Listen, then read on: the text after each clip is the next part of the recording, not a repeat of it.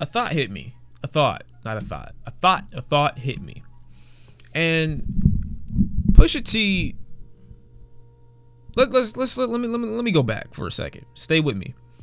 Not in a condescending way. But rap was invented or created for the purpose of black people to go against their systemic racism, their oppressors, and to talk about their environment, right? So we could say that rap didn't necessarily originate in one spot, so to speak. It kind of was a collective of people in certain environments that were poetic about describing their environment and describing their feelings and their emotions at the time.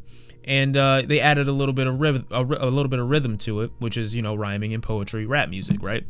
So that's where that spawned. Fast forward to 2018, and now we have Pusha T versus Drake. Pusha T's response to Story of Adidon was basically a response to Drake's heritage.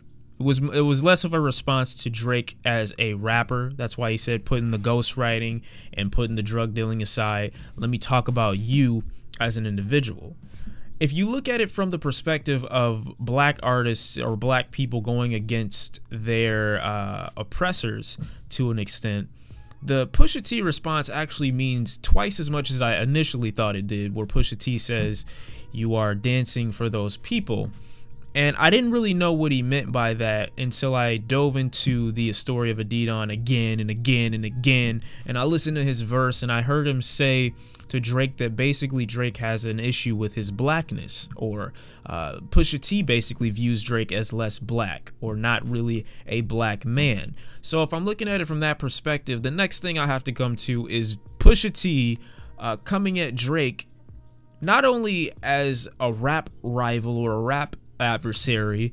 I'm looking at Pusha T come at Drake because Drake is essentially Pusha T's oppressor. If Drake can't be viewed in Pusha T's eyes as a black man, so to speak, and he views him to have a lot of coward tendencies, to Pusha T, Drake is just a white man. To Pusha T, Drake is another oppressor, and he's going against that establishment, that power, that hand. He's coming at Drake from that perspective. He's keeping the spirit of hip hop alive by responding to Drake, because that's what it started out as, for black people to go against their oppressors. And Pusha T is going against Drake, who he doesn't view as black. So if I look at Pusha T and I'm saying Pusha T is, you know, going against his oppressor, not only is he going against a rapper, but he's going against someone who symbolically is his oppressor. I'm thinking that Pusha T is keeping the spirit of hip hop alive by responding to Drake in the way that he did, right? Also, because battle rapping and hip hop doesn't have those same boundaries, I feel like other things do, so everything's fair game in my opinion. Even though I was shocked that he threw 40 out there like that, it's still fair game. When I heard the J Prince interview and I heard him say that Drake had a response that he was going to hit them with, and you know, it would have been devastating to those guys' career. It would have ended their money and their revenue, and you know, it would have messed up their money and everything like that. I got to thinking, not only what he could have said in that response, but why Kanye, first of all, was involved in the first place, because Kanye doesn't carry himself like an MC. He carries himself like an artist. That's why he views himself, or that's why he's held to the standard of being one of the most influential artists in the world. Drake is also an influential artist, but he carries himself like an MC. Drake actually wants to be top 5 in the rap game. Kanye doesn't.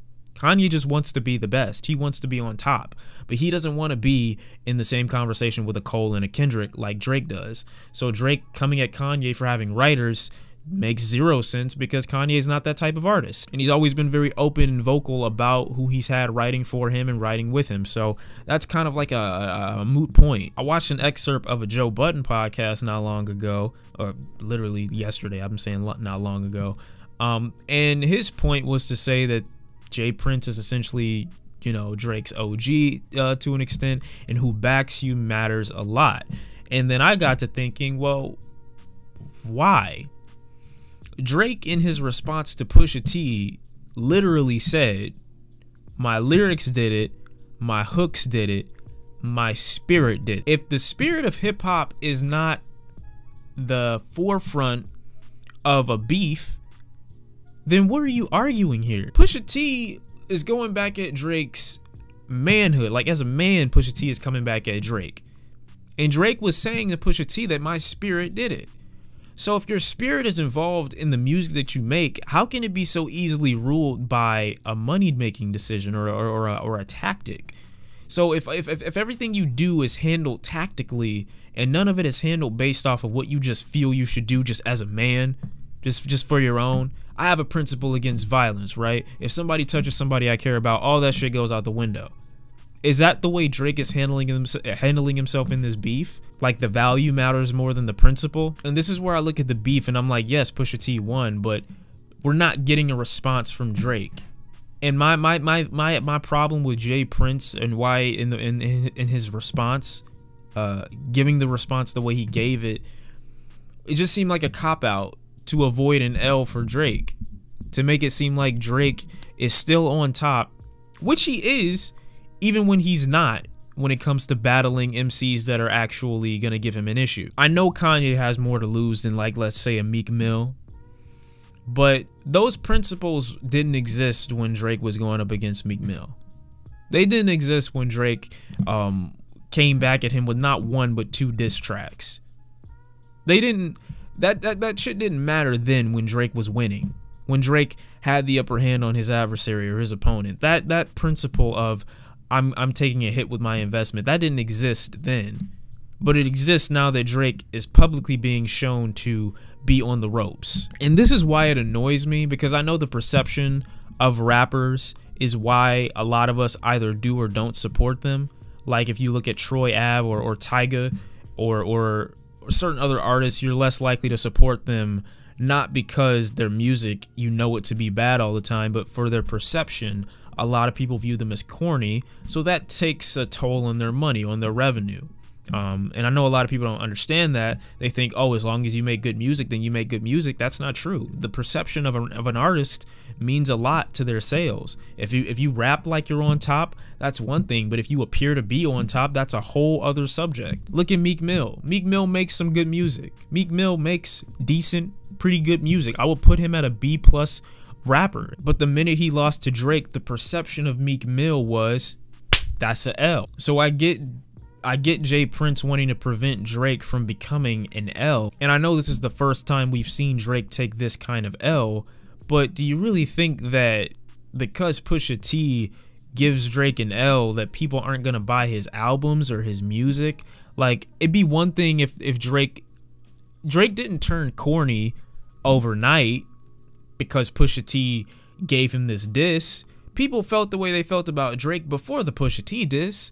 So it coming out after the fact isn't gonna hurt Drake to the point where people stop buying his music. Drake is probably the only artist in hip-hop who could avoid that. I mean, I didn't like Wanna Know that Meek Mill responded to Drake's back-to-back with, but I respected the fact that as an MC, he still came back with something. Drake not coming back with anything is just like, that's fucking no. Where the fuck is the spirit that you were toting in Duppy Freestyle? Where is that at now? If that's your spirit, I don't think it could be so easily controlled by a tactical decision like that. And that's what has me wanting to invest even less in Drake. He's like one of those people that quits before the match is over. You know, you ever played video game or you ever played a Call of Duty match and you're beating the shit out of the other team and they quit before the match is over? That's what Drake he just rage quit. And you know the fucked up part about this thing is, especially with Jay Prince and saying what he said on Sway's interview, the annoying part about this is you didn't step in when Drake initially did the Duppy freestyle.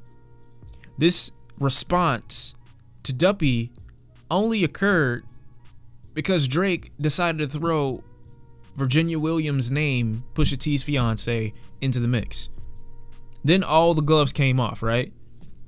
Bets were off, no rules from at this point. The thing that's annoying to me about this is nobody gave a fuck about Pusha T before this diss record. I'ma just put it out there. Nobody cared about Pusha T before he dropped this diss record. No one.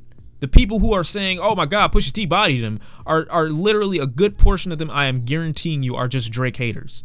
They just are looking for an excuse anywhere to creep in and say Drake took a L. And if they got to do it through an artist they have never heard of in their entire life, they're going to do it. I also say no one cares about Pusha in this beef, because even if Drake does find skeletons in Pusha T's closet, it doesn't matter. People don't have enough stock in Pusha T to be upset if he's revealed to have an L. Jay Prince saying that this is going to mess up the money.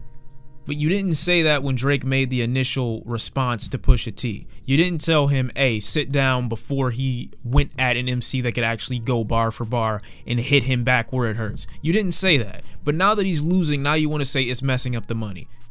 That, to me, is annoying as fuck. I hate when people do that. Now that you're losing, it's an issue. Now that you have a perception of an L, it's an issue. Now you need to stop. Now I gotta hold the beast back, so to speak. Drake doesn't have a response that could end careers. He doesn't. I'm sorry.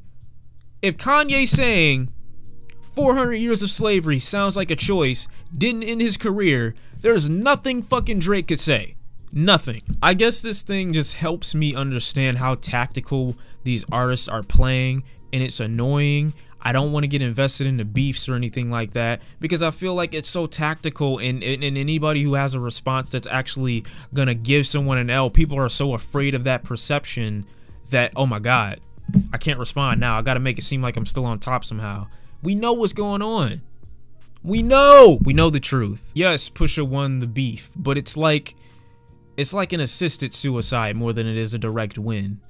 Because instead of Drake letting Pusha T finish him off, instead he jumped off the ledge before Pusha T could get in the final blow. It's whatever. I don't like the way it's being handled. I think it's very hypocritical, and I also think it's just convenient. It's just an excuse in my opinion. But if that's what they want to say, cool. The Drake and Pusha T beef at this point, I'm assuming, is over. I don't expect a response, nor do I want one at this point. It's been too long. That's just how I'm feeling. Shawn C, thank you for watching. I'm out. Peace.